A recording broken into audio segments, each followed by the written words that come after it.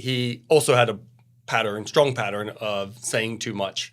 And so what I said to him is I said, hey, listen, dude, I'm going to challenge you to lock it down to 20 or 30 seconds. In your next meeting, you put a jar in the middle of the table and you tell the team every time you talk more than 30 seconds, you have to put $5 in the jar. He sent me a text or an email, whatever it was, within the next day or so. Yeah. He said, I spent $20 in the first meeting.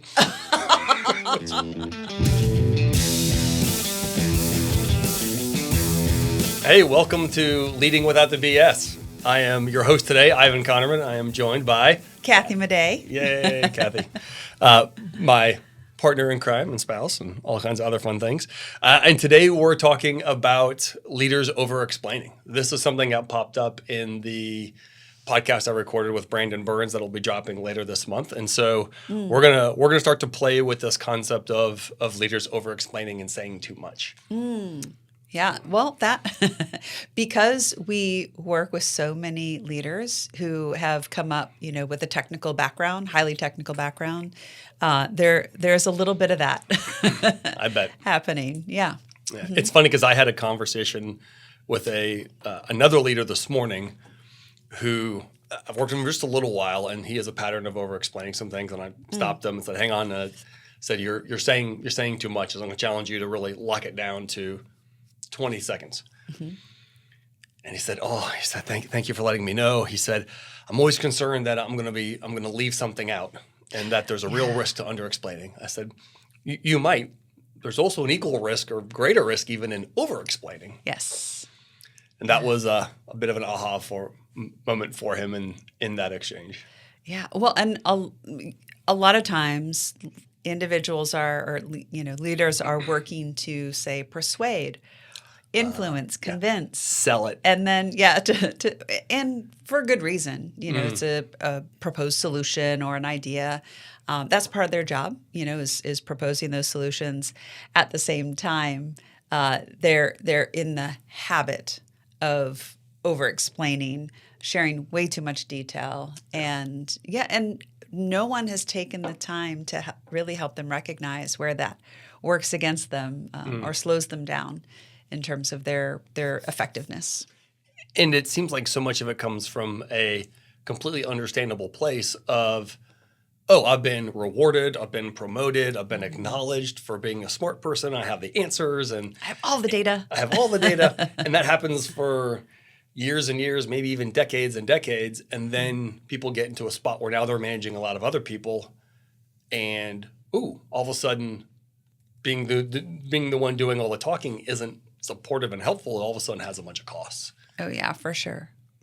I'm eager to hear your conversation with Brandon around this. Yeah. So that exchange this morning was really good, and the conversation with Brandon also was really good. And it's funny how much similarity there is, which also makes sense because as we work with leaders, we very rarely see something that's completely new. Usually it's different versions, different flavors of a pretty consistent topic or a thread that we have uncovered with leaders in other places.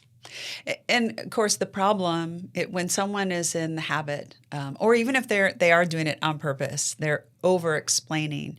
Part of the problem is it can come across as condescending because sometimes the person over-explaining is saying things the other person already knows. Yeah. And so it comes across like, I'm going to spell this all out for you because I don't think that you know what I know. I am so smart. And so accidentally they're doing that. Yeah. It also is a problem, or another part of the problem is they're not leaving space for the other person to ask questions if they want more detail. Yeah. Or even for the leader who wants to explain something to say, hey, I want to explain this at a good enough level. I know I'm leaving things out. I'm leaving things out on purpose, which can be a really powerful statement for a leader to make. I am intentionally leaving things out. So if you have questions, make sure to ask. Yeah. Or saying out loud, hey, I don't know exactly how much detail you want to get into. I've got it. So I'm counting on you to let me know or ask specific questions, Yeah. and I'll pull in that detail. I worked for a leader years and years ago who was really strong in a lot of ways. And one of the things that he and I got into a good pattern of is, hey, how much detail do you want me to go into on X? Yes. And then he would say, just give me high level, or yeah, let's get pretty deep on this one, because I really want to understand, because you've described this for a little while. I'm like, great. And so that little really fast exchange can be such a helpful way for people to go, well, I don't know what to do. It's like, just ask them. Or just recommend, hey, let's get into this level of detail for these reasons and see where this goes. Mm-hmm. Mm-hmm.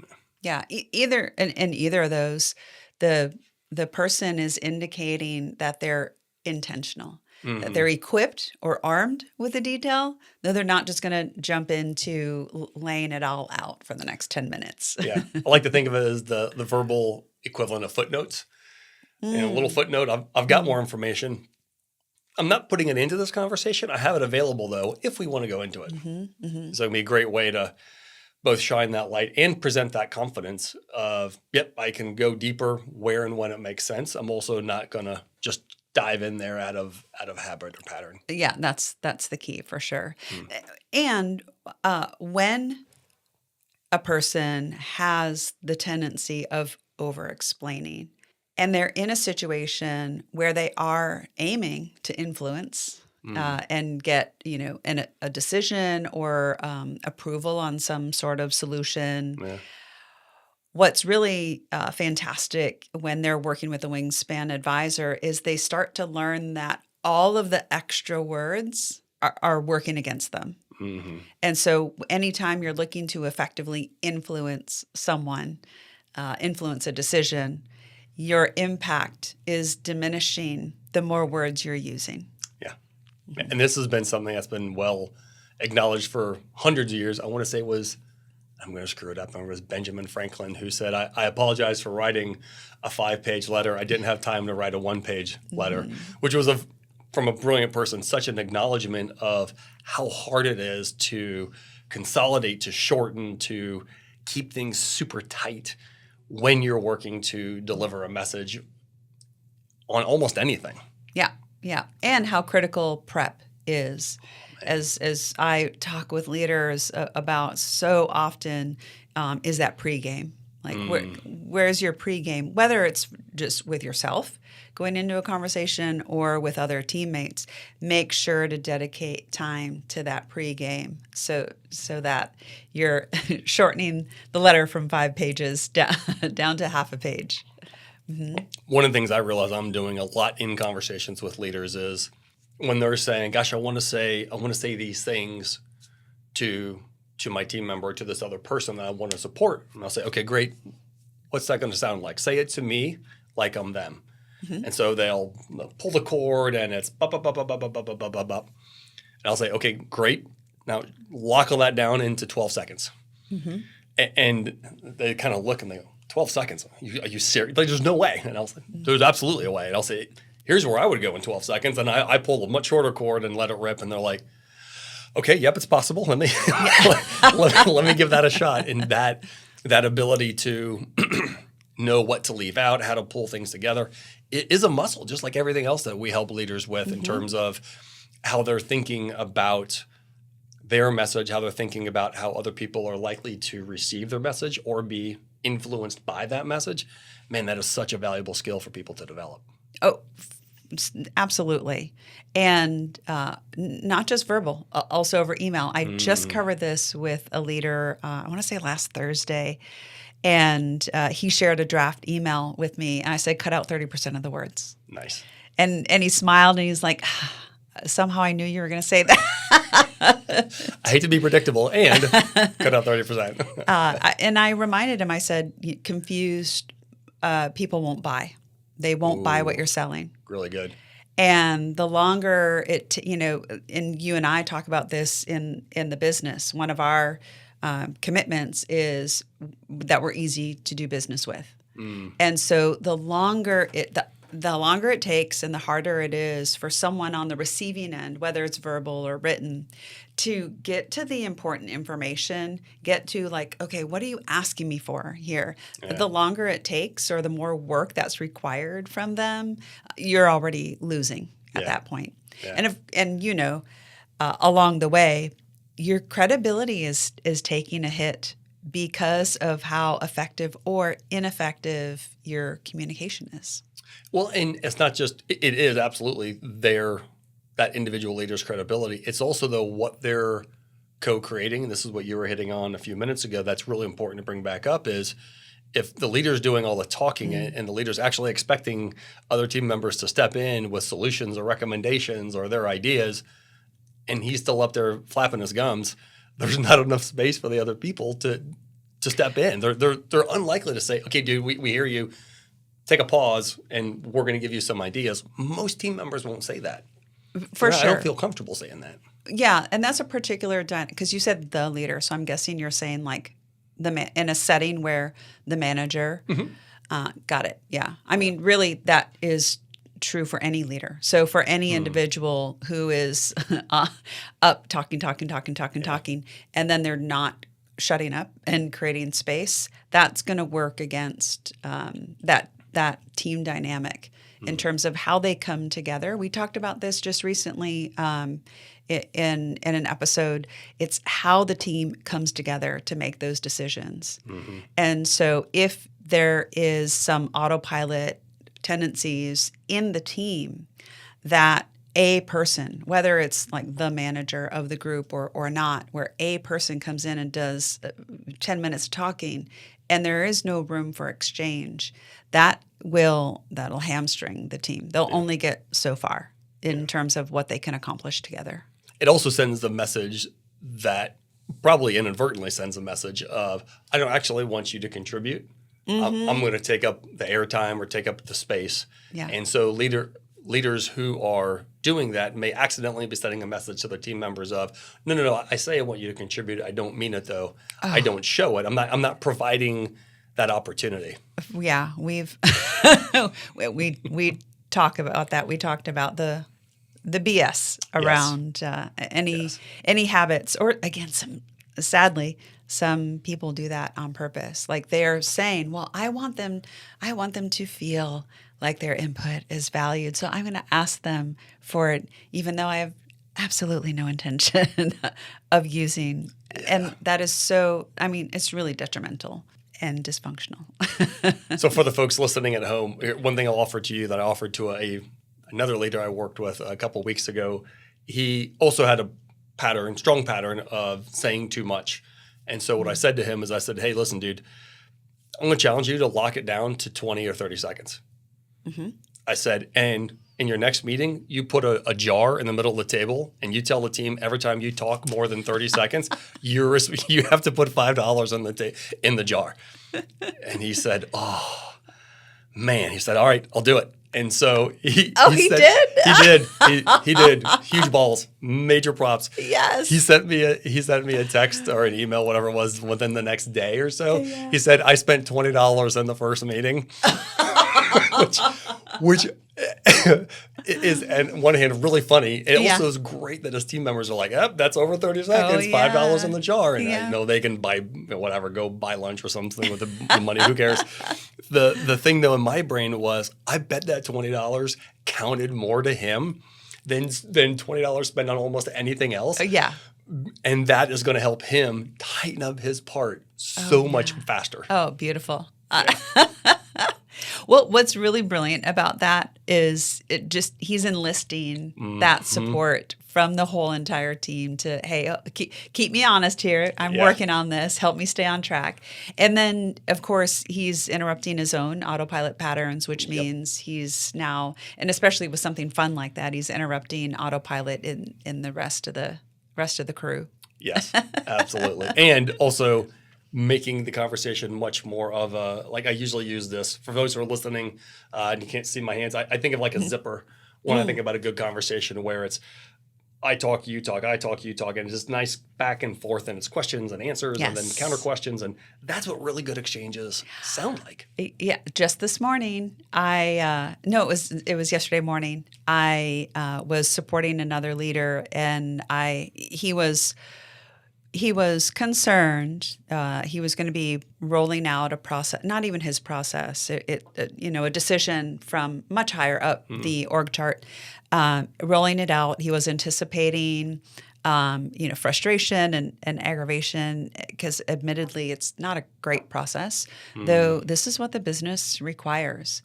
And so he was really concerned about this resistance that he was going to encounter. Yeah. And he said, I just don't know how to get their buy-in.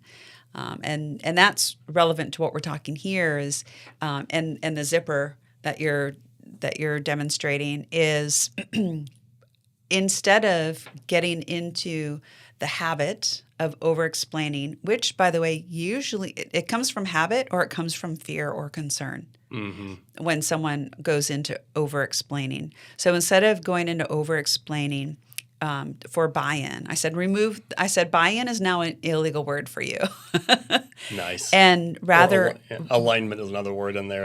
Alignment. Yeah. Well, I'm shoving that off the table too. So I said buy-in is now an illegal word for you. And I said replace buy-in with involvement. Sincere involvement. That's good. So that means making sure that you have an exchange with the team on this. And if they've got concerns, you're perfectly equipped with the Wingspan system to help them translate those concerns into costs or risks for the business because they're concerned for good reason. Yeah. And so turn that into that, using your zipper analogy, turn that into an exchange, not you talking them into something. And then, of course, in the meantime, ignoring what they have to share, even if it is skepticism or aggravation. If that's what they have, then there's some information there that you all could benefit from. Yeah, for sure. And that also shows, even if the leader isn't in a spot where they're able to, I'm going to say fix whatever that thing is, being open to hearing it, man, that sends such a powerful message of, hey, I want to hear what you have to say. And sometimes leaders will say to me, well, I don't want to kick that door open if I'm not able to fix it. And the thing I like to say to them is, then just say that right out of the gate. Yes. Hey, I want to listen to whatever you have to say, and I want to make sure you know I don't know where you're going, so I'm not going to promise that I can fix or adjust or change what you're going to be discussing. Mm-hmm. Mm-hmm. That's a powerful way to make sure that you're setting some expectations right out of the gate, and also making sure that you're being honest with them of, hey, may be able to do something, I may not. Let's talk though. Let's see what we can do. Yeah. Yeah. Plus, let's not either of us have the expectation that I am going to fix this problem you're bringing to me. You and I will work together, or you and I will work with our team to figure out what we have available to us, what we can control, what we can influence, and how do we attack that. Yeah.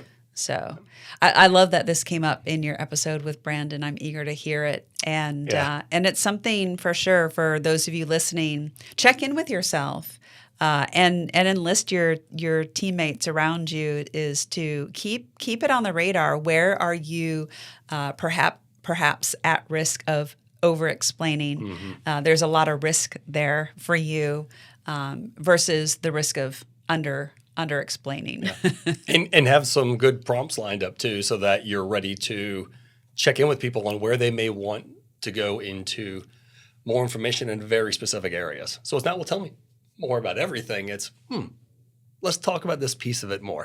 Mm-hmm. So help them with some prompts. For sure. And keep an ear out. So part of the practice around all of this is you supporting your teammates 360 in more powerful ways. So keep your ears open when you've got teammates who are in the habit of over-explaining, and help them, share this episode or help them to recognize it's accidentally working against them. Yep. And there are immediate things that they can put into practice to raise their effectiveness.